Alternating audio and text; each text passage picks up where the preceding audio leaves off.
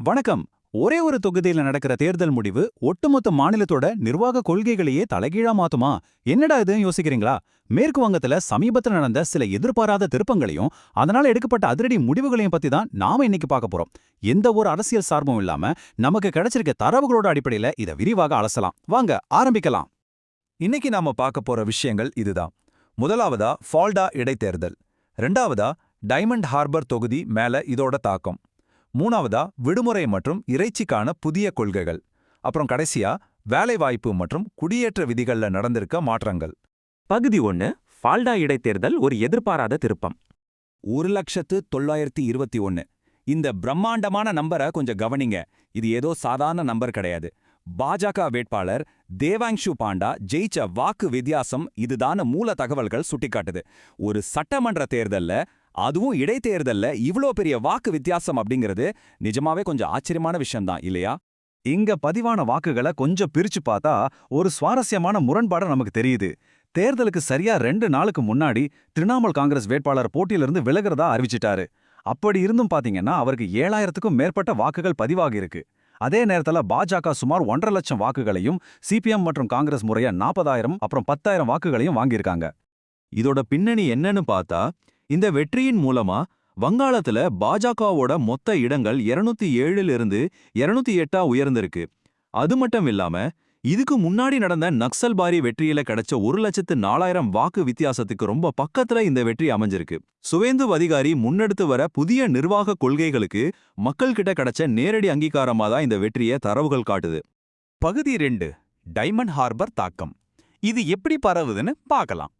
மாறி வர்ற இந்த அரசியல் சூழ்நிலை எந்த அளவுக்கு தீவிரமா இருக்குன்னு இங்க பார்க்கலாம்.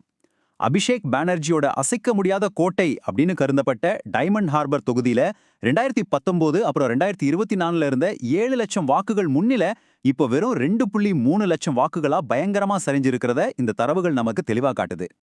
இந்த டேட்டாவை வச்சு பார்க்கும்போது 2029ல வரப்போற தேர்தலுக்கு முன்னாடியே அந்த பகுதியில அரசியல் களமே ரொம்ப வேகமா மாறிட்டு வருதுன்னு தெரியுது.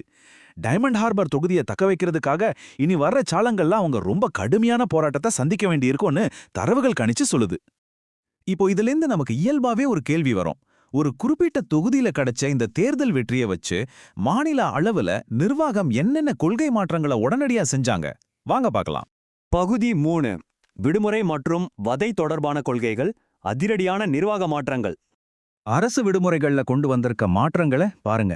முந்தைய நிர்வாகம் பக்ரீத் பண்டிகைக்கு 2லிருந்து 3 நாள் வரைக்கும் விடுமுறை கொடுத்திருந்தாங்க. ஆனா புதிய நிர்வாகம் மத்திய அரசோட வழிகாட்டுதல்களை பின்பற்றி அதை ஒரே ஒரு நாள் விடுமுறையா ரொம்ப கண்டிப்பா குறைச்சிருக்காங்க. இதே போல 1950ஆம் ஆண்டோட பசுவதை தடுப்புச் சட்டத்தை புதிய நிர்வாகம் இப்போ ரொம்ப தீவிரமா அமல்படுத்துறதா தரவுகள் சொல்லுது. குறிப்பா 14 வயசுக்கு உட்பட்ட கால்நடைகளை வதை செய்ய கடுமையான தடை விதிச்சிருக்காங்க. எந்த ஒரு வதைக்கும் உடற்தகுதி சான்றிதழ், அதாவது ஃபிட்னஸ் சர்டிஃபிகேட் ரொம்ப கட்டாயமாக்கப்பட்டிருக்கு. பண்டிகை காலங்கள்ல இந்த விதிகளை மீறுறவங்க மேல உடனடியா சட்ட ரீதியான ஆக்ஷன் எடுக்கப்படணும் ரொம்ப தெளிவா அறிவிக்கப்பட்டிருக்கு. பகுதி 4 வேலை வாய்ப்பு மற்றும் குடியேற்ற விதிகள், கட்டமைக்கப்பட்ட மாற்றங்கள்.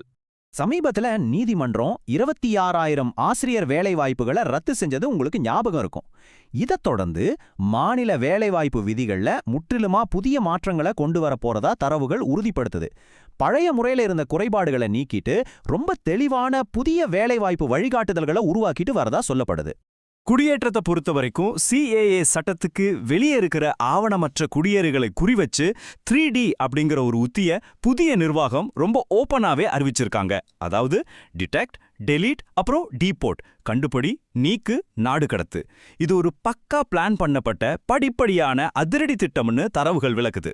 இந்த 3D திட்டத்தை செயல்படுத்துறதுக்காக எல்லா மாவட்டங்கள்லையும் தற்காலிக தடுப்பு காவலகங்களை அமைக்கச் சொல்லி மாவட்ட ஆட்சியர்களுக்கு ஏற்கனவே அதிகாரப்பூர்வ உத்தரவுகள் அனுப்பப்பட்டதா தகவல்கள் வந்திருக்கு. அதாவது இந்த வெறும் வெற்று அறிவிப்பு கிடையாது, களத்துல இறங்கி செயல்பட ஆரம்பிச்சிட்டாங்க அப்படிங்கறது இது நமக்கு உணர்த்துது.